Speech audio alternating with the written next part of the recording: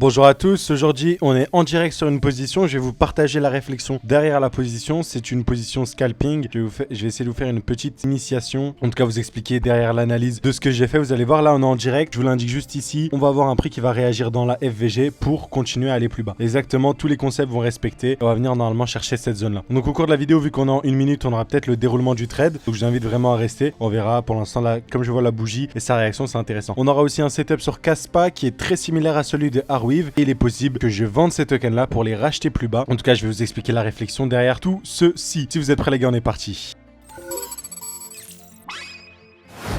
Bon, on va commencer par notre ami Kaspa. Restez à l'affût parce qu'on passera par le petit scalp que j'ai partagé sur Avax. Et d'ailleurs, pour les plus sceptiques, ça a été partagé à ce niveau-là. Ok, donc avant que la position se déroule, j'ai partagé le truc. Voilà, comme ça. Comme ça, on est clair, c'est dit. Parce que je peux aller sur n'importe quel graphique, mais voilà. C'est juste pour être clair sur ce niveau-là. Voilà, même si en vrai, si je parle d'une position et que je ne l'ai pas prise, ça change rien. Mais voilà, pour être sûr et pour prouver, entre guillemets, les concepts. On va passer par Kaspa, on va faire l'analyse assez simplement. Je suis en 2 heures, on n'oublie pas. L'analyse globale, c'est qu'ici on a eu un potentiel top avec une prise de liquidité. Ici on a une jolie résistance. Je rappelle, une touche, 2 touches, 3 touches, grosse liquidation pour venir liquider tous les shorters pour avoir la contrepartie. Et voilà. On n'oublie pas que notre target ici c'est le support. On a déjà eu un joli dump. On est cherché une target, 2 targets, 3 targets, 4. Donc on a cherché quand même énormément de lot. Et maintenant il semblerait qu'on établisse un range un peu pour redistribuer. Donc là on a une distribution pour redistribuer ici. Je vois bien du coup un petit pump ici, voire même jusqu'à ici avant de repartir. On va voir pourquoi. Voilà. Donc pour ceux qui veulent se renseigner aussi sur les distributions, donc au sein de l'école et les concepts que j'utilise, on a simplifié le tout, ok. Si vous voulez, vous pouvez utiliser vraiment les terminologies de Wyckoff avec l'AR,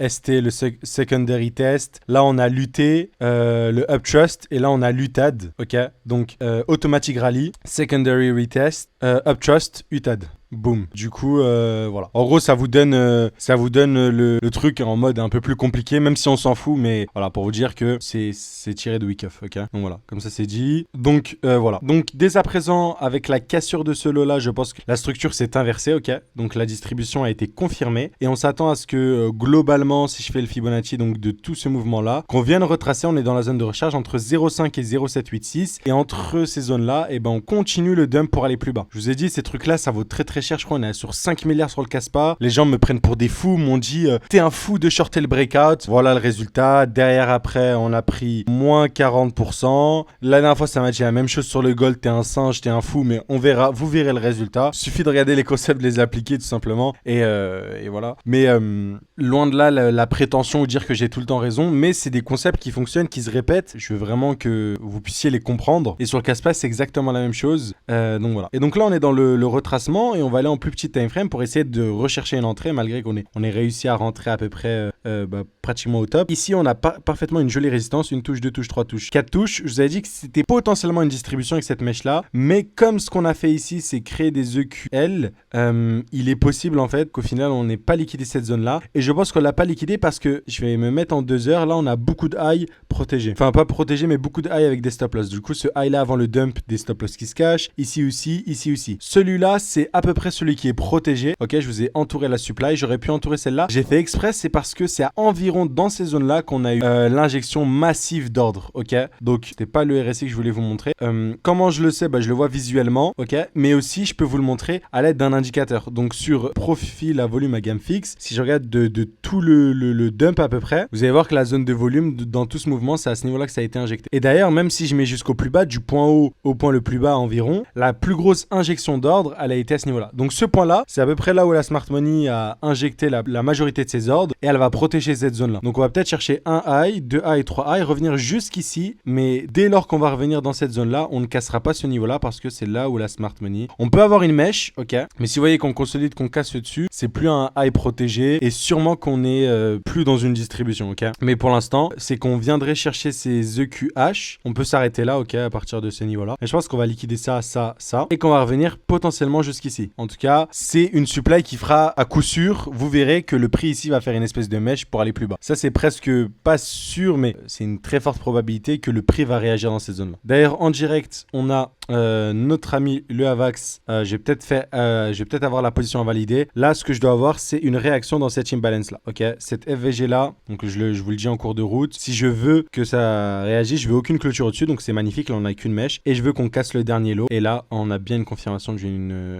jolie tendance baissière et que on avait ce high là, un autre high là, et on fera un plus bas et un autre high, etc. Si on a ça, c'est magnifique. Par contre, si on s'amuse à casser, je vais sûrement me faire invalider, sachant que le stop loss qui était ici a été bougé là sur la mini distrib, mais on en reparlera juste après. Mais au moins, ça fait un suivi en direct. Revenons sur le casse-pas du coup. Je vous ai dit, du coup, je m'attends à ce qu'on ait potentiellement liquidation de ça, et qu'on revienne jusqu'ici pour du coup réagir et aller plus bas. Si on regarde à peu près sur le Fibonacci, ça donne quoi? On reviendrait pas sur les 0,786 environ. Okay, on serait légèrement en dessous, quoi. Ce que j'aimerais bien voir pour être bien bearish, c'est qu'on laisse des EQL. Ok. Si on laisse des EQL, on risque de revenir ici, pour ensuite redump, aller chercher ces niveaux-là et plus bas. Par contre, là, si dans cette zone-là, on continue à faire ça et qu'on liquide les EQL, mais qu'on rebondit sur la demand, ok, de ce que je vous ai entouré en rouge, on risque d'avoir là, ce serait une réaccumulation à peu près à ce niveau-là. Pour aller plus haut, ça nous ramènerait aussi pareil ici. Si jamais on laisse des EQL, des EQL, voilà comme ça, je sais pas si on aura assez de force pour aller venir chercher tout là-haut, ok. Donc on verra bien ce qui va se produire, mais là, le plus probable, c'est qu'on liquide et qu'on aille chercher des plus hauts. Donc je suis ça de très près. Je vous ai dit que cette supply là est protégée, mais comme je vous l'ai dit, on peut revenir jusqu'au 0,786 en réalité. On pourrait compter celle-là, voire celle-là. Mais en tout cas, ça nous ramènerait littéralement au point d'entrée. Mais si on commence à casser celle-là plus celle-là, là c'est plutôt pas bearish. Du coup, bah non, c'est bullish. Mais du coup, ça invalide notre scénario de distribution. Personnellement, je suis toujours assez confiant dans mon setup. Mais voilà, en tout cas, il faudra chercher des entrées dans ces zones-là. Chercher des mini-distrib en plus low time frame et tout. Voilà. En tout cas, EQL noté ici. Résistance EQH equal high, equal low du coup qui ont été notés et les swing high, celui-là, les deux supply de réaction à suivre. Côté Arweave c'est similaire, on a laissé une résistance dans une supply là. Là je pense que ce high là n'est plus protégé et on va venir du coup liquider ce high là en même temps que la résistance et ce qu'on va voir pareil toujours pas potentiellement une mèche, mais en tout cas, on veut une réaction violente. C'est que dès qu'on va liquider ça, boum, on veut une réaction violente à la baisse et on veut que cette trendline reste parce que ça nous permettrait de la liquider. Et en fait, si on revient ici et qu'on voit une mini distrib ou une belle réaction dans le prix, on est presque sûr qu'on va venir chercher ces niveaux-là. Et je vous ai dit, sur Arweave, on est potentiellement sur un bottom. On a créé une jolie trendline, une touche, deux touches, on l'a liquidé, le high protégé. Je vous l'ai déjà dit, il est assez haut, mais du coup, si on est sur une structure de bottom, c'est qu'ici, certes, on dump, mais à partir de là, on récupère. Avec toutes ces liquidités-là, on récupère l'imbalance, on récupère de liquidités, on a de la force pour aller beaucoup plus haut. Et là, c'est bullish, et surtout si on réagit à partir d'ici dans le prix, ok? Donc là, les EQH, c'est potentiellement un setup pour potentiellement vendre dans la supply environ ici, si le setup s'y prête, etc. pour aller chercher la trendline qui est ici, une grosse zone de liquidité, et potentiellement rejouer du coup le côté haussier du Arweave pour aller plus haut. Parce qu'on l'oublie pas, je vous avais dit, sur la high time frame, on a comme BTC, une touche, deux touches, trois touches. Ça ressemble à une réaccumulation, quoi. On est revenu parfaitement dans la demand et on a bien réagi. Très bien réagi. Vraiment, littéralement, presque comme BTC. Et voilà, donc on est potentiellement sur une réaccumulation ici, avec ce setup-là. Et donc, même si le high protégé est là, on peut essayer d'anticiper. En tout cas, on voudrait bien voir une liquidation d'au moins la trendline là. Hop, j'ai dessiné un Fibonacci, je voulais pas. Une liquidation de la trendline juste ici. On veut une liquidation de cette trendline pour repartir plus haut. Mais on n'oublie pas, on est à peu près tourné vers le bas. Pas concrètement parce qu'en vrai, quand on regarde ici par rapport au dernier lot, on n'a pas clôturé en dessous, on n'a pas clôturé, c'est littéralement que des mèches environ. Vous avez vu, en daily, clôture elle est minime, mais vous l'avez vu, c'est pas comme si on avait une structure très baissière où ça casse fortement, non, mais techniquement, c'est voilà, ces zones-là, même si on sait que ça va à la hausse, le Arweave, c'est pour ça que c'est difficile à vendre, même si j'ai des EQH et j'ai identifié des supplies. Ici, on a de l'imbalance là. Du coup, on peut avoir un peu une réaction ici, comme ici et tout. Faut voir, faut regarder dans les plus petits time frames. Généralement, à peu près sur du 45 minutes, vous allez pouvoir vous y trouver et trouver un petit quelque chose à vendre. Mais en tout cas, vous le voyez, ça va être magnifique. Vous pouvez être sûr que ce sera dans une de ces... vous pouvez les dessiner dans une de ces supplies là. Vous verrez une jolie réaction dans le prix, donc peut-être celle-là ou celle-là, etc. Voilà. On pourrait même utiliser l'outil profil à gamme fixe pour se donner peut-être une idée de là où est-ce que les ordres ont été le plus injectés. Je sais pas si ça peut nous aider. Donc voilà, j'ai j'ai ici. Donc on l'a déjà vu, on est revenu dedans. Mais je pense qu'on peut venir chasser ce high là vu qu'on a liquidé. Peut-être à partir d'ici, je vois qu'ici aussi on a beaucoup d'injections d'ordre dans la globalité. Si je regarde en dehors d'ici, le mouvement, ça peut... Voilà, on a aussi un gros niveau ici si je compte pas celui-là. Donc on va suivre ça de très près. Et donc voilà. En tout cas, sur le Airwave, il y a peut-être une possibilité derrière, si on a le joli setup, la belle distrib, chercher un petit moins 20%, ce qui est vraiment pas négligeable. Racheter 20% moins cher, ça te fait beaucoup plus de pièces. Donc faites attention, faut pas faire ça avec tout son bag et tout ce qui s'ensuit. Ok, pas de conscient d'investissement. Mais je pense qu'on est tous assez grands pour le comprendre, bien évidemment. On termine du coup du côté AVAX et je vous explique la position. Je suis en 1 minute, scalping. Donc on a eu beaucoup de requêtes vis-à-vis de l'école. Beaucoup voulaient avoir plus de modules scalping. Je vais vous dire, je pense que je ferai une vidéo dédiée par rapport au scalping parce que c'est sur ça au début que je faisais au début quand je me suis lancé. Comme tout le monde, voilà, le Forex, on tradait ça sur du 1 minute, voilà, des time frames comme ça. Il n'y a que quand je suis arrivé côté crypto où j'ai préféré, j'ai bien aimé le côté pareil, hein, le côté scalping, mais c'est beaucoup demandant, ok, tenir des positions, les laisser comme ça, calculer les lots, vite rentrer en position, tout ce qui s'ensuit. C'est une gestion active et le timing est ultra important, ok. Faut vraiment que que quand tu places ta position, faut que tu aies le temps de calculer combien tu risques, donc quel leverage tu dois mettre, quelle quantité d'argent, etc. Bon, avec la pratique, ça va vite, mais c'est quelque chose de très demandant. Mais c'est cool, c'est quelque chose qui te permet de rester très peu longtemps dans la position. Ok, le scalping, c'est pas comme tout le monde le vend, c'est genre en mode, voilà, je suis 5 minutes devant mes graphiques, je fais 5000 balles et je rentre. Ok, c'est rarement comme ça. Et comparé à certains, en tout cas pour moi, les séances de scalping, elles durent pendant très très longtemps. Et vous verrez, je serai sur une charte comme ça, où je vais prendre plein de positions comme ça et je vais souvent me faire rect. Donc je vais prendre des positions comme ça. Souvent, elles sont agressives, le risque ratio est énorme, donc je vais prendre genre 3-4 positions et je vais en gagner 2, tu vois, sur 5 positions je vais en gagner 2, comme j'ai un bon RR qui est engagé quand je scalpe, derrière voilà, je rattrape vite mes stop loss, ok, donc c'est assez compliqué. C'est pour ça qu'au sein de l'école on l'aborde pas trop parce que ça perd très vite les débutants. Les débutants, je vous dis, ils ont cette vision de voilà, je trade 5 minutes, je trouve le setup et je rentre, mais en pratique c'est pas aussi simple. C'est pour ça qu'on l'aborde, en tout cas tous les concepts qu'on aborde, vous pouvez les utiliser dans n'importe quel time frame. Ça on vous l'a dit, on a même fait pour ceux qui savent, au sein de l'école, tous les week-ends on a des lives, on fait des petits trucs Zoom, on est 5 dans la séance, en tout cas on est très très peu et c'est l'occasion de parler de vive voix et de poser les questions, tout ce qui s'ensuit. Mais typiquement dans certaines sessions, il y a plus de 40 heures de contenu au sein de l'école vidéo, 40 heures de contenu vidéo, et on a abordé pas mal de fois les low time frame, etc.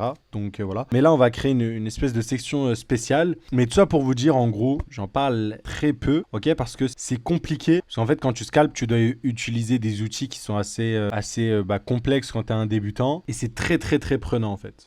C'est comparé à certains, c'est vraiment pas 5 minutes et tu pars. Des fois tu vas rester 2 heures pour attendre un setup et tu oseras pas prendre. Donc le mieux, là où le scalping, je trouve ça ultra intéressant et j'ai envie de plus en plus le promouvoir, c'est que le marché te donne des feedbacks plus rapidement. C'est-à-dire que là je vais prendre une position, je vais le noter dans mon journal, je vous parlerai aussi du journal de position, track record, calculer ses mois, ces trucs comme ça. Mais en gros, typiquement, je note dans mon journal, ouais, j'ai pris telle position. Pourquoi ? La position ici sur AVAX, distribution. Là, j'ai une jolie trendline. On l'a liquidé. On revient dans une supply. On a créé une zone de liquidité ici. Pareil sur la tiers. On a créé un support tiers combiné avec des EQL. Là, magnifique, je vous l'ai dit qu'on allait avoir une réaction dans la... Je vous ai dit, je vous ai dit concrètement, réaction dans la EVG. Et la EVG, on va pas la casser. On va avoir des mèches. Mais tant qu'on ne clôture pas au-dessus, mon sérieux n'est pas invalidé. Ok. D'ailleurs, là, je vous ai dit que le stop loss, on le bougeait ici. Parce que ici, vous l'avez vu, le setup de distribution, je vous le rappelle, c'est celui-là. Création de liquidité, cassure, boum, boum, boum. Ok, donc création d'une résistance, liquidation. Et là, vous le voyez, donc là, je suis en 1 minute. Il faudrait que j'aille en 15 secondes pour vous montrer que ici, typiquement, même en 15 secondes, le pattern de distribution, il a fonctionné. Création d'une résistance, liquidation, boum, inversion dans l'autre sens. Et typiquement, si je joue cette distribution en 15 secondes, la target minimale, c'est quoi ? La tiers. Donc là, on est revenu parfaitement dans l'imbalance et tout. Donc dès que j'ai vu ça, j'ai eu la confirmation. Moi, je suis rentré de manière ici. Donc quand j'ai vu la bougie rouge, ok, je pensais que c'était celle-là, la bougie d'inversion. Au final, non. Elle a eu lieu un peu plus tard, mais on avait ce high là qui devrait être protégé tout simplement de cette supply là. Et sinon, en gros, je me faisais stop loss, ça invalidait mon scénario. il y avait de très fortes probabilités qu'on aille faire des beaucoup, des beaucoup plus hauts. Donc on aille casser ce high là et celui-là derrière dans la foulée, boum, il se mangeait aussi. Donc voilà, setup de distribution classique, mais vous l'avez vu ici, là en trendline. Confluence parce que mon TP, je l'ai mis ici, mais typiquement mon premier TP, la grosse majorité du TP c'est ici. RR de 4, donc ça veut dire que derrière, si je gagne cette position, je peux manger 4 stop loss et toujours être rentable, ok. Donc si par position je risque 100 euros, là je risque d'en gagner 437, ok. Et si du coup je prends 4 stop loss, je perds 4 fois 100 euros. Je vous ai dit que je préparais une vidéo, je vous promets que je la prépare. Je vous promets que je la prépare. Mais du coup, c'est comme si j'avais gagné 37 euros. Bref, tout ça pour vous dire que le setup est là. Le setup, je l'ai partagé dans l'école. Voilà, comme ça, c'est clair. C'est très simple de dire, voilà, tu scalpes et tu... En tout cas, on a montré beaucoup de fois sur la chaîne YouTube où je partage l'analyse et derrière, voilà. Et d'ailleurs, je me suis trompé aussi à de multiples reprises. Mais du coup, vis-à-vis du scalping, c'est que j'ai un feedback direct. C'est-à-dire que là, si je me trompe, bah voilà, ma position, elle était intéressante. J'avais une confluence, c'est-à-dire que ma prise de profit, elle était intéressante parce que c'était et la tiers de la distribution et en plus, c'était des EQL, ok. Derrière, en plus, en LTF, j'ai eu une distribution. Et là, du coup, je peux me noter la prochaine fois attendre une configuration similaire. Donc, pour être sûr de rentrer au bon moment au lieu